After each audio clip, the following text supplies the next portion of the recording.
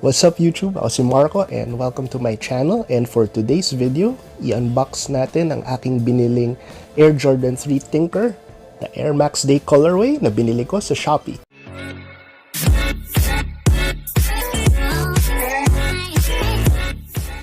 Okay guys, dumating na yung in-order ko sa Shopee. Bumili ako ng Air Jordan 3 na Tinker na yung colorway niya, yung red na and white and gray na hawig dun sa Air Max 1 OG na colorway. Actually, bumili ako sa Shopee kasi gusto ko din malaman kung kung okay na ba yung quality ng OEM na Jordan 3 kasi medyo namamahalan ako dun sa sa totoo lang is medyo may kamahalan talaga yung OG na to. So sa Titan mga nasa 10,645 ata siya. And medyo ako, for me, yung budget ko nga lang sa mga shoes siguro mga nasa $100 lang. So mga 4,000 to 5,000 yung pinakamahal na original na parang okay sa budget ko. Parang pag mas mataas na doon is medyo napapaisip na din ako kung baka meron pang ibang paggagamitan ng pera or masyado na siyang mahal para sa price range ko. So ito, nakita ko yung mga seller dun sa Shopee, and meron din naman silang mga actual pictures ng mga OEM na sapatos, and medyo based dun sa actual pictures, parang for me, parang tingin ko parang okay na din naman yung quality. So tignan natin. So i-unbox natin siya ngayon. So ito na siya. So buksan na natin yung box.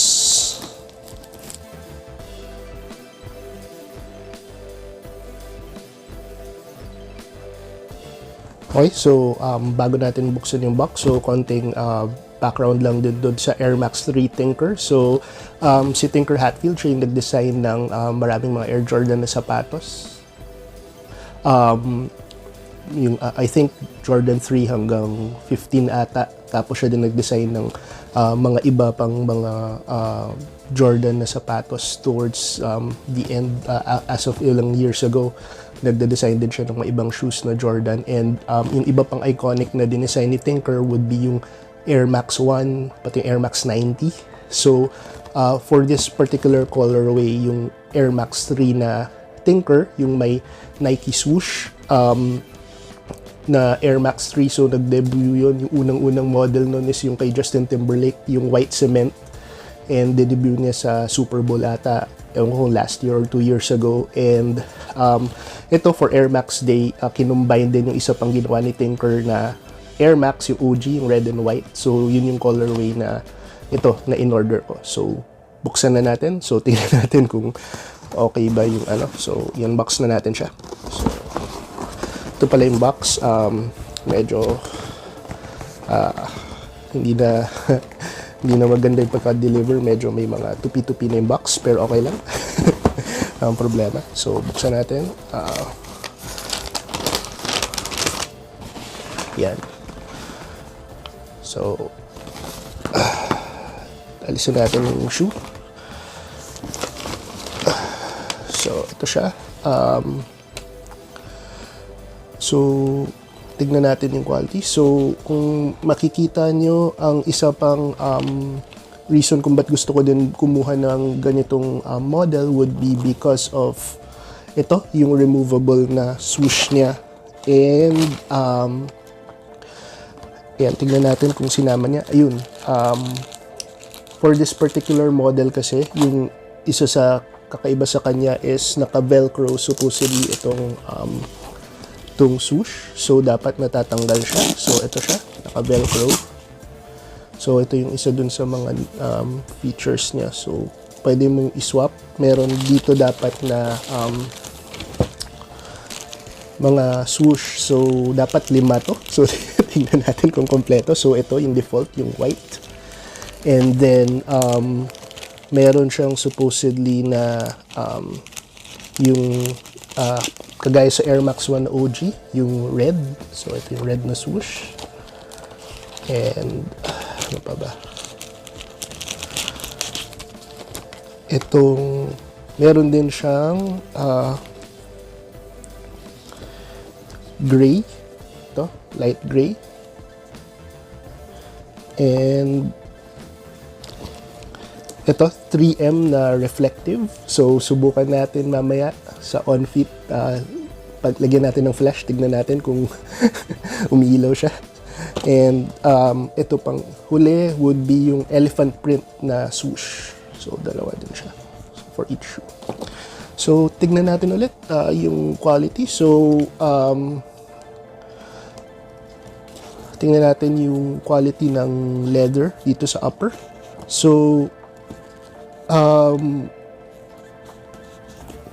parang yung iba pa mga OEM, so hindi din ganun ka lambot or ka-tumbled yung leather. So, tumbled siya pero hindi masyado nararamdaman yung texture niya. So, medyo may katigasan yung leather niya for this particular model. And yung red na part, dapat sweet, medyo sweet din to. So, medyo pag finil nyo yung texture, medyo hindi siya ganun ka-texturized din. So, hindi mo siya mafe-feel na suede. Pero okay na din yung material. Sa kulay naman ng red, yung kita sa camera, medyo red nga. Okay, parang okay naman. On point naman yung kulay. Pero parang sa tingin ko sa personal, parang medyo dark siya ng konti. Hindi ko alam kung nakikita sa camera, parang medyo light. Sakto naman, pero yun nga. And then, overall, for me, yung shape naman niya, okay naman. Hawag naman okay yung shape ng Jordan 3. Usually, ang tinitignan ko dun sa shape is yung itong part na to sa may nakikita. Dapat may konting gap dyan kasi minsan either sobrang laki or minsan dikit na dikit dito sa may toes. So, ang isa lang na napansin ko na medyo off din sa akin would be yung sa lace. Medyo maroon siya o dark red. So, kung titignan ko yung mga pictures, medyo dapat lighter color red siya. So, yun yung isa sa mga differences na kita ko din. Dito naman so, yung normal na tinker na model, so may difference niya from the OG pala na Jordan 3 would be obviously yung swoosh, and then dito sa inner side ng shoe merong Nike na logo, and sa back Nike Air na sa heel tab, Nike Air imbis na yung Jumpman. So overall okay yung quality. So syempre may ilang mga glue stains akong nakikita, glue stains na nakikita, and hindi siya ganun ka-perfect din yung pagkakagawa, pero all in all, tingin ko okay naman siya. So maganda din yung quality. So satisfied din naman ako dito sa nakuha natin na model. So, ayan. So, kita mo na hindi din masyadong maganda yung pagkakapaint, pero dito sa heel napansin ko yung mga may imperfections din, yung mga lagpas-lagpas dito sa pag-dye or pagkulay ng sole. Pero overall, okay naman siya for me. Siguro try ko na lang i-lace up, and actually ang reason din kung ba't ko din siya gusto would be ito nga, yung extra na swoosh. So kung nagsawa ka, pwede natin palit-palitan. So yun, ito yung unboxing. So siguro try ko na siya sukatin, i-lace up natin, and pakitaan ko kayo ng mga shots din, mga b-roll ng shoe para may closer look tayo, and then after siguro mag-on fit na din ako.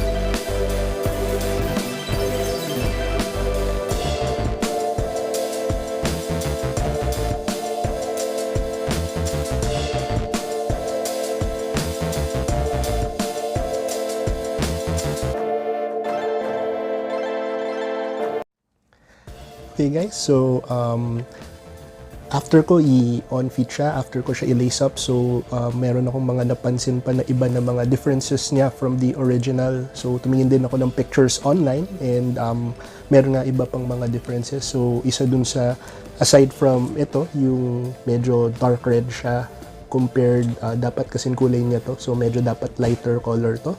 So yung isa pa, yung dito sa heel, no, imbis na Jordan, kasi pag Jordan yung nakalagay dito, dapat Jumpman yung nakalagay. So, mga ibang model ng Jordan 3.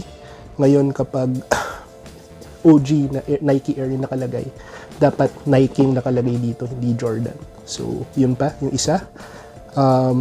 And sa loob din, sa insole, meron din mga slight differences. So, tagnan natin. So, ito, yung kaliwa, white, gray siya na Jumpman. Pero dito sa kabilang shoe, Nike Air na red. So, ito yung tama. Dapat both ganito yung insole. So, yun, yung isa pang difference. And finally, yung isa pang nakita ko would be ito sa tongue tab. So, imbis na sizing, dapat may signature dito ni Tinker Hatfield in black. So yun. Yung mga main differences. So overall, itong mga differences naman na to, para sa akin, acceptable naman. So, di naman kita itong sa ilalim, sa loob ng sapatos. So, yung pinaka sa labas lang for me na kitang difference would be ito nga, itong kulay na to. Which is, di na din naman ganun ka big of a deal for me. So, okay na din siya sa akin. So, yun pala. So, ito, kita nyo yung red and ito yung white na swoosh. So, pinalitan ko. So, for me, parang trinay ko ilagay dun sa on-fit, trinay ko iswap out yung mga swoosh. And for me, ako, pinakagusto ko tong white and siguro tong red. So, hindi ko masyado trip yung elephant print. Parang ako, for me, hindi bagay. Parang mas gusto ko talaga yung elephant print dito sa side, sa suede part dapat na to. So, pag sa swoosh, parang hindi ko masyado trip. And, nga pala, na-test ko din yung 3M na swoosh, and yun, reflective nga siya. So, gumagana siya. pag tinamaan ng flash, na umiilaw naman siya, nag-glow naman siya. So, again, yun din, overall, yung quality, okay naman. Pero syempre, nung linilase up ko na marami din akong, pag nagninitpick ka kasi kung OEM kasi siya, fake kasi siya. So, talagang meron talagang mga, may kita kang mga maliliit na minor imperfections. Pero for me, overall, kung on-fit naman siya, nandun siya sa baba, hindi na din siya kapansin-pansin. So, obviously, yung quality niya, like yung leather, tong suede, iba din talaga sa original. Pero yun nga, if pang lifestyle lang naman, pang lakad-lakad, kung gusto mo lang naman yung look, the look of the Air Max, the Air Jordan 3, okay na din to. Hindi mo naman siguro ipapanglaro to, pang lakad-lakad lang for everyday use, okay na naman siya for me. So, yun yung gagamitin ko sa kanya. So, yun. And, ako usually pag bumibili ako ng OEM, pag tinatanong ako, "Uy, okay yung shoes mo?" Ako, sinasabi ko talaga, inamin ko talaga na fake siya or OEM siya. So, yun. Sinasabi ko kasi sa akin, hindi naman siya big of a deal. Ako, gusto ko lang naman is you wear what you like. Ako bumibili ako ng sapatos kasi gusto ko yung itsura, and kung hindi ko siya na-afford, yun. Although, syempre, di din naman natin pinopromote yung pagbili ng fake, pero hindi talaga may iwasan na minsan either hindi mo na siya makap dahil out of stock or limited lang yung release, or minsan like me, budget constraint talaga, so hindi mo talaga ma-afford. So, yun lang yung sa akin. So, hindi ko naman siya hindi ko din naman siya ipopromote na bilhin nyo. So, kapag, yun, siguro sa comments, pag may nagtatanong kung saan ko nabili, so sa Shopee ko lang siya binili, mag-search na lang kayo doon, and ang suggestion ko lang is tumingin kayo ng seller na may actual pictures ng product. So, kasi kapag yung mga kinukuha lang sa internet, yung mga pictures, usually, pag dumadating, iba talaga yung itsura. So, it's better to get from a seller na may actual pictures na pinapakita, or sa Shopee kasi may mga ratings, so minsan may mga photos na pinapakita yung mga nag-purchase na. So yun lang, some tips kapag bibili kayo nito. So yun, so that's the unboxing of nitong OEM na fake na Air Jordan 3 Tinker. And kung nagustuhan niyo yung content, and kung hindi pa kayo subscribe sa aking channel, please do so, and also click the notification bell para ma-notify kayo pag may mga bago akong upload na video. So again, thank you for watching, and see you sa susunod na video.